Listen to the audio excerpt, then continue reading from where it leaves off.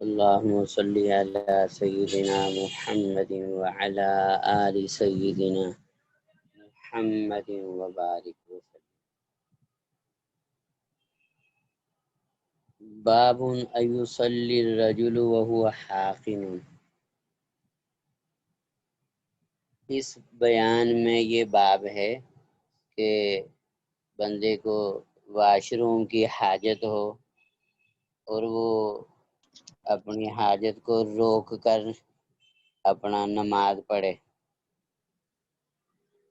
آواز آ رہی بیٹا؟ الرجل وهو حاقن. یہ باب اس بیان میں کہ آدمی کو واش روم کی حاجت ہو اور اس کو طبعی تقاضا ہو اور وہ اس کو روک کے اپنے تقاضے کو روک کر اس وضو سے کہ پھر مجھے دوبارہ وضو کرنا پڑے گا نماز پڑھے، تو کیا یہ جائز ہے یا نہیں؟ تو یہ اس باب میں بتایا ہے کہ اس طرح جائز نہیں ہے. وہ کیوں؟ اس لیے کہ پھر بندے کا عبادت کا تو اصل مقصد یہ ہے کہ اللہ رب العزت کی طرف توجہ اور دھیان رہے، خشوع خضوع جس کو کہتے ہیں. تو خشوع اور خضوع اگر یہی نصیب نہ ہو اور بندے کا اپنے تقاضے کی طرف ہی دھیان رہے، جلدی جلدی نماز پڑھے، تو پھر کیا فائدہ اس نماز کا؟ کون سا نماز سے ضروری، کون سی چیز نماز سے زیادہ ضروری تھی؟ تو اس لیے اس طرح کرنا صحیح نہیں ہے. بعض مرتبہ سردی کے موسم میں وضو ہوتا ہے کہ جلدی جلدی اپنا نماز پڑھ لیں کیونکہ وضو سنبھال کے رکھا ہوا ہے، پھر وضو جو ہے دوبارہ پھر کرنا پڑے گا. اس طرح ہمیشہ عادت نہیں ہونی چاہیے. یہ اپنا اس سے عبادت کی روح حاصل نہیں ہوتی، اللہ تعالی خوش نہیں ہوتے اس سے. جب ایک عمل کرنا ہی اپنے پروردگار رب العزت کو خوش کرنے کے لیے ہے اور اس کو راضی کرنے کے لیے، پھر اس طرح اس عمل کو کیا جائے جس سے وہ خوش ہوتا ہے، جس سے اللہ رب العزت راضی ہوتا ہے. تو یہ بیان فرماتے ہیں حضرت حدثنا هشام بن عروة عن أبيه عن عبد الله بن أرقم. تو حضرت عروہ نے کہا ہے کہ عبداللہ بن ارقم وہ اپنے ابو سے روایت کرتے ہیں کہ عبداللہ بن ارقم رضی اللہ تعالی عنہ انہو خرج، وہ نکلے، حاجن حج کے لیے، یا او معتمرن یا عمرہ کرنے کے لیے وہ سفر کیا انہوں نے. وہ معاہ الناس، وہ اکیلے نہیں تھے، ان کے ساتھ گروپ بھی تھا. وہ ہوا یہ امہم، اب ظاہر بات ہے گروپ ہے، راستے میں جہاں نماز پڑھتے تھے تو جماعت کے ساتھ نماز پڑھتے تھے اور وہی ان کی امامت کراتے تھے. فلما کان ذات یوم اقام الصلاۃ صلاۃ الصبح، ایک مرتبہ صبح کی نماز کے وقت انہوں نے کہا اقام الصلاۃ، نماز کھڑی کرو. جب نماز کھڑی کر دی کہ بھئی صفیں درست کرو، نماز کھڑی کرو، جب لوگ کھڑے ہو گئے، ثم قال، پھر وہ جب کھڑے ہو گئے، بجائے یہ کہ آپ مصلی کے اوپر تشریف لاتے اور امامت کراتے، لیکن انہوں نے کہا قال لیتقدم احدکم، کہ تم کسی کو آگے کر دو. لوگوں کو کہا، نمازیوں کو، کہ کسی کو ایک کو آگے کر دو کہ وہ نماز پڑھائے، امام بنا دو. وذهب الى الخلاء، خود واش روم میں چلے گئے اور فرمایا فإنی سمعت رسول اللہ صلی اللہ علیہ وسلم یقول، کہ میں نے حضور صلی اللہ تعالی علیہ وسلم سے سنا ہے آپ فرماتے تھے اذا اراد احدکم ان یذهب الخلاء، کہ جب کسی کو واش روم کا تقاضا ہو، واقامت الصلاۃ، اور نماز کھڑی ہو جائے، اور ادھر واش روم کا تقاضا ہے، ادھر جماعت کھڑی ہو گئی، فلیبدا بالخلاء، تو پہلے واش روم سے فارغ ہو جائے، بیت الخلاء چلا جائے۔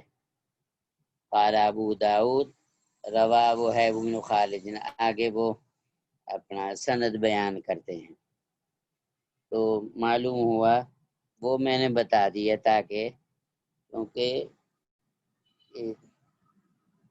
عبادت کا اصل مغز جو ہے، روح جو ہے، وہ تو خشوع خضوع ہے، اللہ رب العزت کا دھیان ہو، تو وہ تو دھیان تو پھر بندے کا اپنا جو ہے اپنے تقاضے کی طرف ہی رہتا ہے، اس لیے پہلے فارغ ہو جائے اور پھر اپنا جو ہے کر لے۔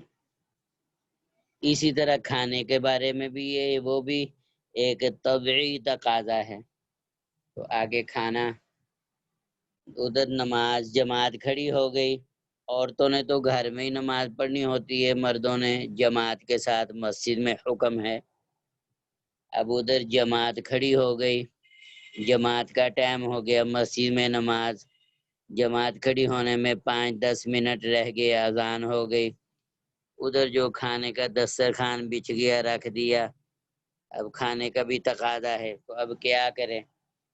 اب پہلے وہ نماز پڑھ کے آ جائے پھر کھانا کھا لے، تو اس میں بتا دیا ہے کہ پہلے یہ ہے کہ انسان اپنے کھانے سے فارغ ہو جائے، پھر اطمینان اور تسلی کے ساتھ، اگرچہ جماعت رہ گئی، لیکن بعض مرتبہ ایسے ہوتا ہے کہ کوئی لوگ پیچھے مل جاتے ہیں، جو پیچھے رہ جاتے ہیں، پھر ان کو 2-4 ساتھی جو بھی پیچھے رہ جائے ان کو ساتھ لے کے اپنی جماعت کرا لو۔ تو اگلی روایت ہے کہ حضرت عبداللہ بن محمد سیدنا ابو بکر رضی اللہ، یہ پڑھ لیا تھا یا نہیں؟ یہ سبق پڑھ لیا تھا یا نہیں؟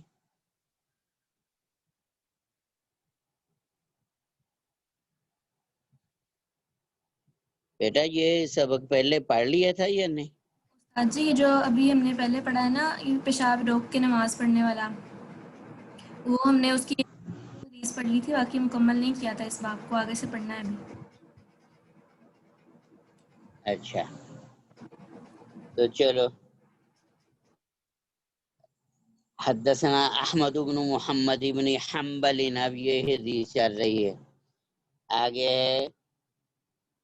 ابھی فی حدیثه ابن ابی بکر ثم اتفقوا اخو القاسم بن محمد قال كنا عند عائشة رضي الله تعالى عنها فجيء بطعامها فقال القاسم يصلي، فقالت سمعت رسول الله صلى الله عليه وسلم يقول لا يصلي بحضرة الطعام ولا وهو يدافعه الأخبثان، او كما قال علیہ السلام۔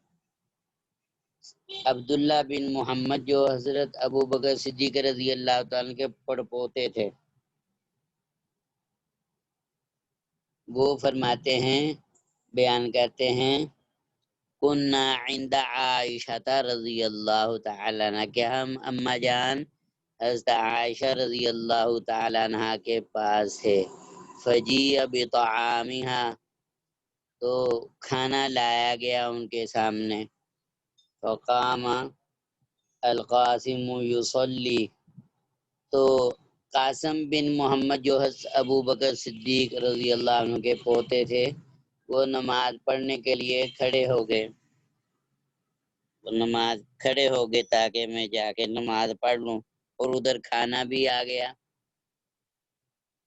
تو اما جان حضرت عائشہ رضی اللہ تعالی نے فرمایا، سمعت رسول اللہ صلی اللہ علیہ وسلم، میں نے نبی رحمت صلی اللہ تعالی علیہ وسلم سے سنا ہے، آپ نے فرمایا لا یصلی، نماز نہ پڑھے کوئی بندہ بحضرت الطعام، جبکہ کھانا کا دسترخوان بچھ جائے اور کھانے کا تقاضا ہے، ولا وهو يدافعه الاخبثان، نہ اس وقت نماز پڑھے جب اس کو واش روم کا تقاضا ہو، پیشاب خانے کا تقاضا ہو، اس وقت بھی تو معلوم ہوا تاکہ اللہ کی عبادت تو نماز وہ تو بہت ہی اطمینان، یکسوئی، خشوع خضوع کے ساتھ، تسلی کے ساتھ پڑھنی چاہیے،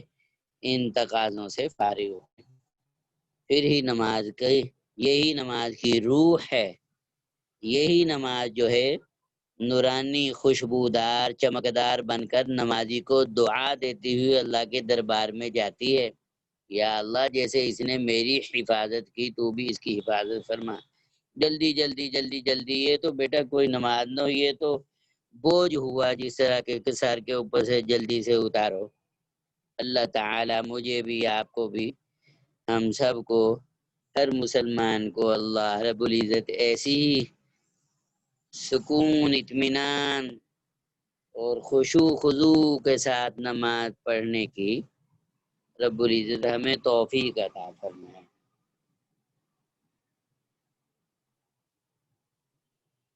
اللہ اکبر۔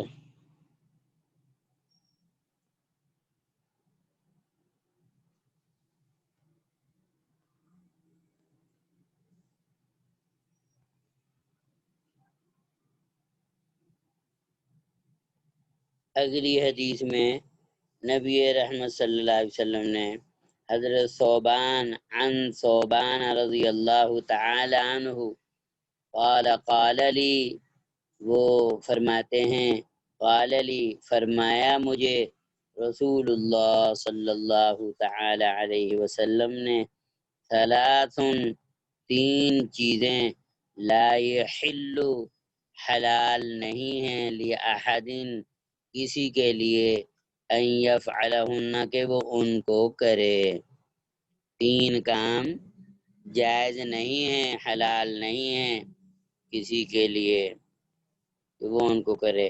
نمبر 1، لا یؤم رجل قوما فیخص نفسه بالدعاء دونہم، کہ نہ امامت کرائے کوئی بندہ کسی قوم کی، فیخص نفسه بالدعاء، کہ وہ مخصوص کرے اپنے نفس کو دعا کے ساتھ، دونہم، ان کے علاوہ، فإن فعل، اگر اس نے ایسا کیا، فقد خانہم، تو اس نے خیانت کی، یعنی امام جب نماز پڑھائے سب کی، تو نماز میں جو دعائیں مانگی جاتی ہیں، جس طرح اتحیات میں دعا پڑھتے ہیں نا، رب اجعلنی مقیم الصلاۃ ومن ذریتی ربنا وتقبل دعا ربنا اغفر لی ولوالدی، تو یہ تو ہو گئی نا، اللہ میری بھی بخشی فرما، میرے ماں باپ کی بھی بخشی فرما، وہ سارے ایمان والوں کی بخشی فرما،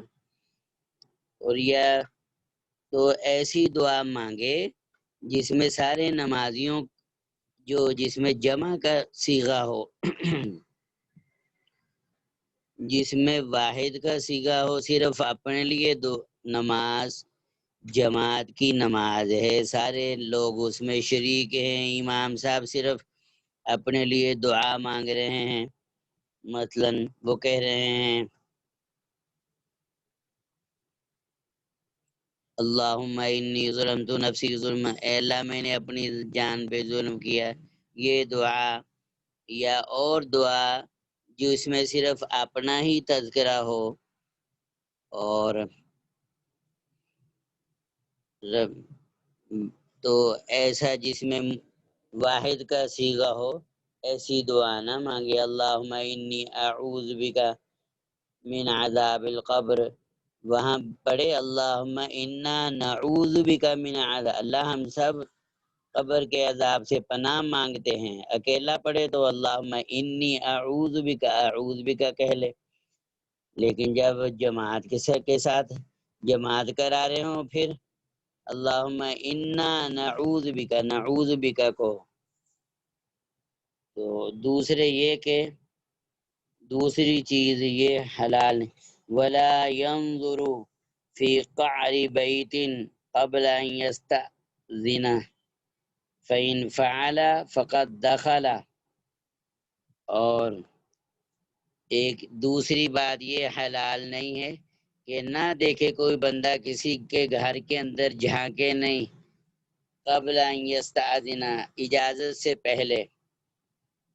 اگر اس نے ایسے کیا تو وہ ایسے ہے جس نے جھانکا، وہ ایسے ہے جس طرح وہ گھر کے اندر سے ہو کے آ گیا. تو کسی کے گھر میں بغیر اجازت کے اندر جھانکنا، دیکھنا، یا کسی کے پرائیویٹ کمرے میں گھر میں جو اپنا بھابھی کا کمرہ ہے، بھائی کا کمرہ ہے، دروازہ کھلا ہوا ہے، جھانکنا تو یہ صحیح نہیں ہے اپنا. اسی طرح فرمایا اور تیسری چیز جو صحیح نہیں ہے ولا یصلی، اور نہ نماز پڑھے آدمی وہو حقین حتی یتخفف، نماز نہ پڑھے اپنے واش روم کے تقاضے کو روک کر، دبا کر، حتی یتخفف، حتی کہ وہ ہلکا ہو جائے. یہ تین چیزیں منع فرمایا ہے. سمجھ گئے؟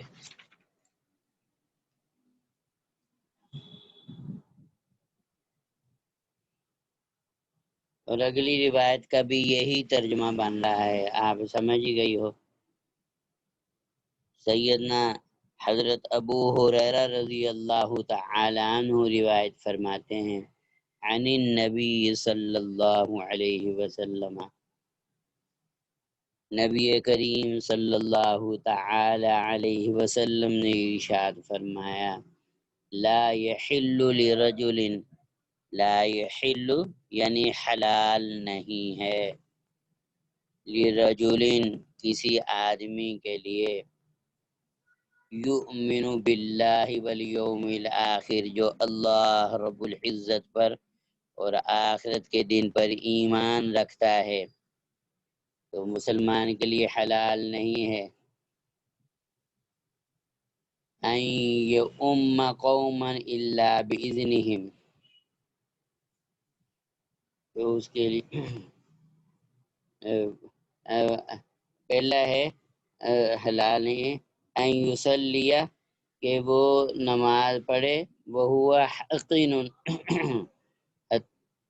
اس حال میں کہ اس کو واش روم کا تقاضا ہو. حقین کا معنی پیشاب پخانے کا تقاضا ہو.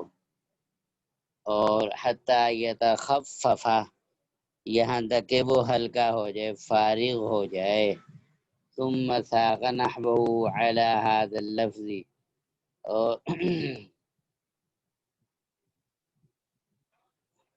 اور اسی طرح ولا يختص نفسه بدعوة دونه، اور اس ولا يحل لرجل، اور نہیں حلال ہے کسی آدمی کے لیے کہ وہ جو کہ یؤمن جو اللہ رب العزت پر اور آخرت کے دن پر ایمان رکھتا ہے، اس کے لیے حلال نہیں ان یؤم قوما الا باذنہم، لوگوں کا کہ وہ امامت کرائے کسی قوم کی ان کی اجازت کے بغیر، بغیر اجازت کے خود ہی آدمی ایسے ہی اپنے شوق چڑھا ہوا ہے نماز پڑھانے کا. بھئی لوگ پسند کریں چاہیں پھر ہی نماز پڑھائے.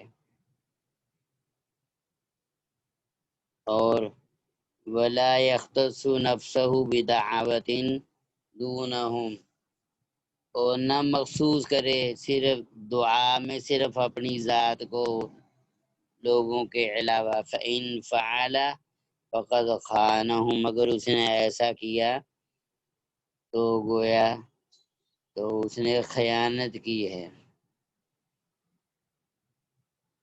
وہی 3 باتیں آگے۔ پہلی بات یہ یاد رکھنا، تو جو اللہ رب العزت پر آخرت کے دن پر ایمان ہے جس کا، تو وہ بغیر کسی واش روم کا تقاضا ہو تو اس تقاضے کے ساتھ نماز نہ پڑھے، فارغ ہو کے نماز پڑھے۔ نمبر 2، کوئی بات نہیں اگر جماعت بھی نکل گئی، کوئی بات نہیں، اللہ تعالیٰ جانتے ہیں، اللہ تعالیٰ جماعت کا ثواب بھی عطا فرما دیں گے۔ اور اسی طرح حلال نہیں ہے جو اللہ رب العزت پر آخرت کے دن پر ایمان رکھتا ہے کہ وہ بغیر لوگوں کی خوشی کے، بغیر ان کی رضامندی کے امامت کرائے، اور جب امامت کرائے تو نماز کے اندر جو امام صاحب ہیں وہ جو دعائیں کریں وہ سب کے لیے اجتماعی دعائیں کریں۔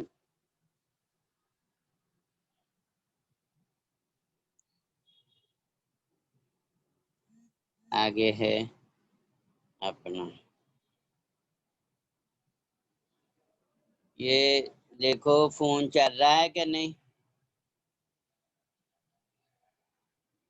یجزئ من الماء فی الوضوء،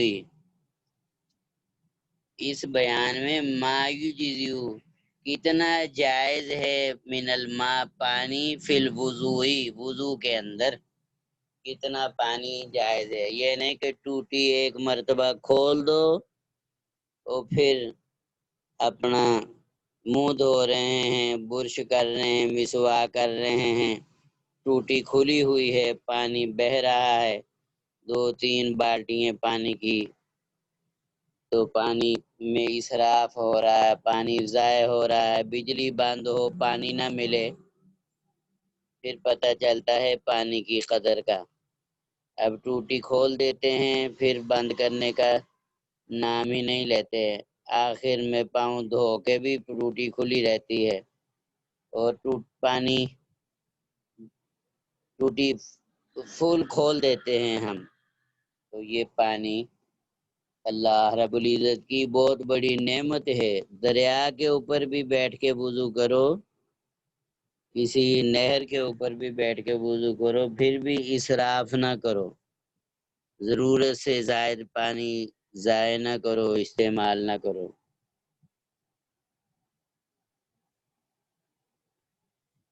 اللہ اکبر کبیرہ۔ حدثنا محمد بن کثیر قال، میں نے وہاں دیکھا مکہ مکرمہ میں جو افریقہ کے لوگ آتے ہیں نا، ان کی رہائشیں دور دور ہوتی ہیں، تو وہ بوتل کے اندر حالانکہ ٹوٹیاں بھی لگی ہوئی ہوتی ہیں، لیکن وہ چونکہ ان کے ملکوں میں پانی کی قلت ہوتی ہوگی، ان کی عادت ہی ایسی ہوگی، تو وہ بوتل میں پانی لے کے ٹوٹیوں سے، جس طرح یہ پیپسی کولا وغیرہ خالی بوتلیں ہوتی ہیں کوک وغیرہ کی، تو ان میں پانی لے کے تو وہ باہر تھڑے کے اوپر بیٹھ کے وضو کرتے ہوتے ہیں۔ تو حالانکہ وضو خانہ بھی ہے وہاں اور ٹوٹیاں لگی ہوئی ہیں، لیکن اپنا پانی کم سے کم۔ حدثنا حمام عن قتادة عن صفیة بن شیبة عن عائشة، ہماری اماں جان ساری زندگی لوٹے سے ہی وضو کیا، حالانکہ ابھی ان کا جو ہے 2013 میں ان کا انتقال ہوا، ٹوٹیاں لگی ہوئی، ان کے کمرے میں بھی وضو والی جگہ کے اوپر ٹوٹی لگی ہوئی ہے، لیکن وہ اس میں ٹوٹی سے لوٹا بھر کر لوٹے کے ساتھ وضو کرتی تھی، وہ یہ نہیں کہ ٹوٹی کے نیچے بیٹھ کے وضو کرتی تھی، بلکہ ٹوٹی سے لوٹا بھر کے۔ اب پھر خود ہی سوچ لیجئے.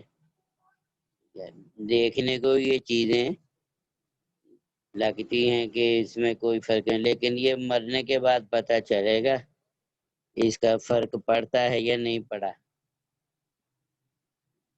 بندے کو دیکھنے کو یہ چھوٹی چیزیں لگتی ہیں تو ٹوٹی تھوڑی کھولا کریں. وضو کے لیے ٹوٹی پہ وضو کرنا ہے، ہاتھ کو اوپر پانی ڈال کے ٹوٹی بند کر دیں، ہاتھوں کو مل لیں اچھی طرح، پھر ٹوٹی کھولیں بار بار. پھر جب جو ہے مسواک کرنی ہے، برش کرنا ہے، ٹوٹی بند کر دو یا ہلکی ہلکی کے قطرے قطرے نکلیں. اور پھر جب اپنا منہ دھونا ہے، ایک مرتبہ منہ کے اوپر پانی ڈال کے ٹوٹی بند کر دو، پھر مل لو اچھی طرح تاکہ سر کے بالوں سے ٹھوڑی کے نیچے تک اور ایک کان کی لو سے دوسرے کان کی لو تک پانی اچھی طرح جو ہے پہنچ جائے. اس کو مل لو، پھر دوبارہ ٹوٹی کھول لو. کون سا کوئی زیادہ ٹائم لگتا ہے، اتنی بھی راحت پسندی نہیں ہونی چاہیے. جب پانی نہ ہو اور ٹینکی خالی ہو جائیں، سارا دن بجلی نہ آئے، پھر پتہ چلتا ہے. اب بھی ایسے علاقے ہیں جہاں پانی کی بڑی قلت ہے، تنگی ہے، دور دور سے لوگ بھر کے لاتے ہیں، بلکہ عورتیں بھر کے لاتی ہیں. عورتیں یہ مٹکے بھر کے دو دو تین تین مٹکے اوپر سر پہ رکھے ہوتے ہیں. تو رہائش اوپر ہوتی ہے، پہاڑی علاقوں میں جانا ہوتا ہے جماعتوں کے ساتھ. ایک مرتبہ ادھر ہری پور ہزارہ سے آگے حویلیاں اور ایبٹ آباد کی طرف جانا ہوا دیہاتوں میں، تو اب رہائش اوپر ہوتی ہے، لوگوں کی آبادیاں اوپر ہوتی ہیں، پانی پہاڑ کے نیچے جو ہے وہ بہہ رہا ہوتا ہے. جو وہ بعض لوگ جو ہے وہ تو چلو گدوں کے اوپر رکھ کے، ڈرم رکھ کے، اور اب پیپے جو ہے ڈرم وہ نیچے سے بھر لے کے اوپر لے جاتے ہیں. لیکن کئی مرتبہ عورتیں جو ہے وہ مٹکے بھر کے نیچے سے اوپر. اس طرح بھی پانی کا ان لوگوں کو قدر ہوتی ہے. تو فرمایا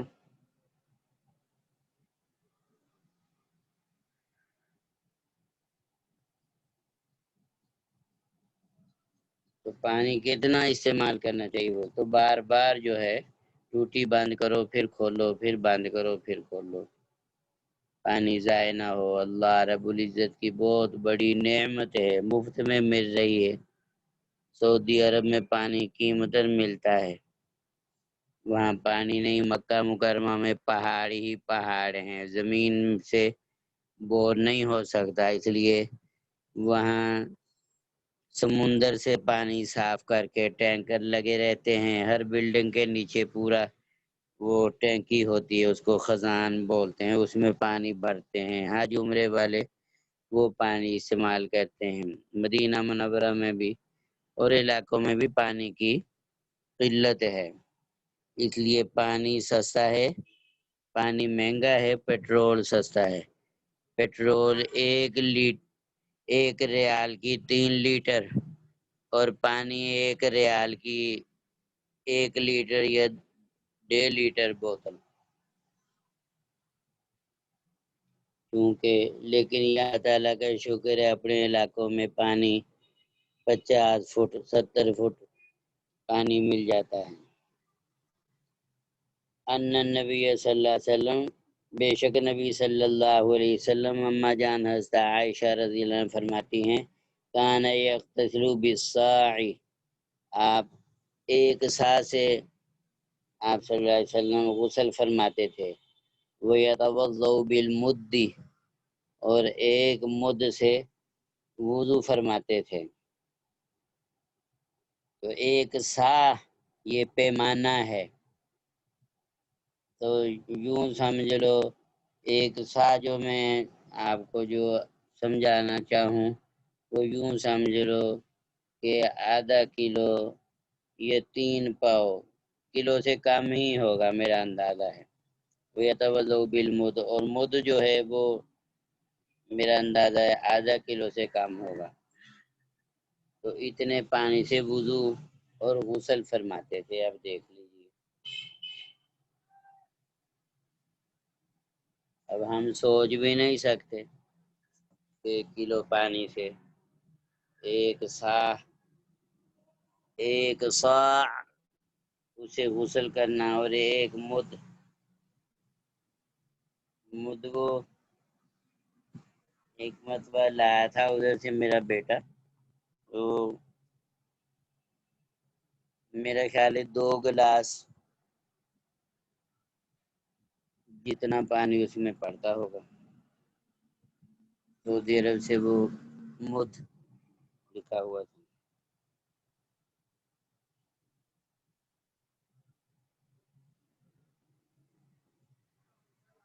بس یہ ہے کہ کم سے کم جس سے ذرا طہارت حاصل ہو جائے اور پانی ضائع بھی نہ ہو. ایسے ہی پانی ٹوٹی کھلی ہوئی ہے، بالٹی پانی بہہ رہا ہے اور اپنا شاور جو ہے چل رہا ہے، ہم صابن لگا رہے ہیں اور شاور چل رہا ہے، پانی ضائع ہو رہا ہے. یہ اپنا اسراف یہ جائز نہیں ہے.